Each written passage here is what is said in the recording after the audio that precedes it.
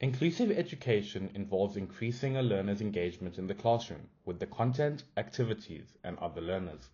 It also includes revising and adjusting school policies so that each learner feels included and wanted in the classroom.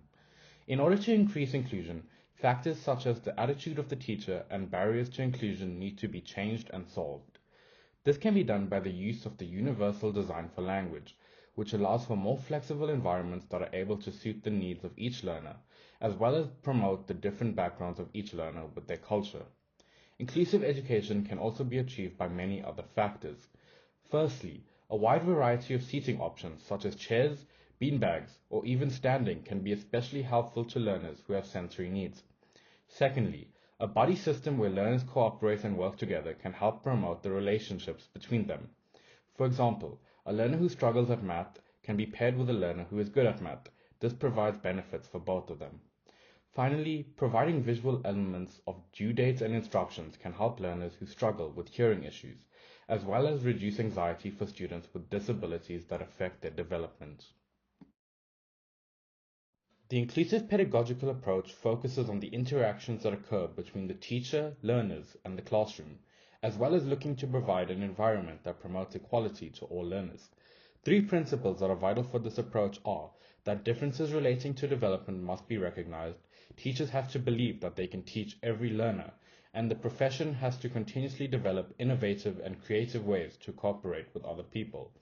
In order to include everybody in the approach, the Universal Design for Instruction and Vygotsky's Zone of Proximal Development were important in cohesion with the inclusive pedagogical approach. The UDI ultimately means creating and introducing learning experiences that work for everyone, and the Zone of Proximal Development involves a learner reaching their full potential regarding development by receiving assistance from a more skilled learner or teacher. By letting learners express their opinions and choosing what activities would be best for them results in further promotion for the approach. Another way to achieve this is by ensuring that the classroom is a very accessible environment.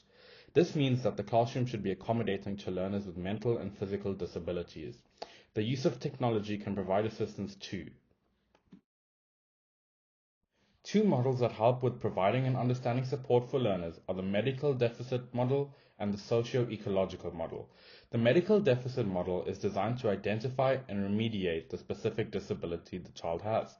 It also helps identify appropriate schools that the learner will thrive in. This model can help teachers introduce interventions such as extended time for tests or a mobile classroom that helps students with physical disabilities easier access to move. Another benefit is that teachers are able to readjust and rethink normal standards, such as what goals they set or how they provide instructions to the class, especially to the learners that have disabilities. However, it is important to not make the disability a weakness, which can cause severe damage to the learner and affect their learning progress. It is better to treat it as a strength and learn how they can use it to their advantage. The socio-ecological model identifies that a learner has many different learning needs and how the learners interact with other people and things around them. This model is useful as it can promote the relationship the learner has with their teacher and peers, which helps the learner feel more comfortable and more included in the classroom. It also helps families of the learner be more involved as teachers who share information about the learner make both the home and school environments more similar. Every learner is unique as they have different intelligences, and thus they are better at some more than others. Gardner proposed multiple intelligences, and if catered for, a learner can be more invested and thus engage with the content more.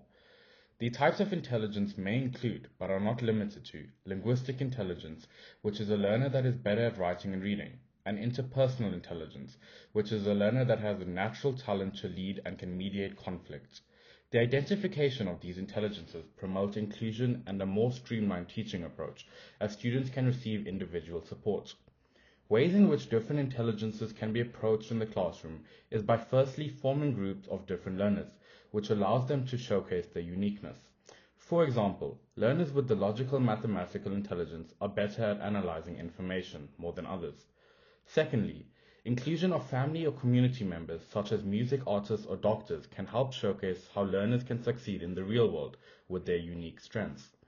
Finally, a diverse project assessment can help learners present their information in ways that suit them, such as a presentation or through a physical model.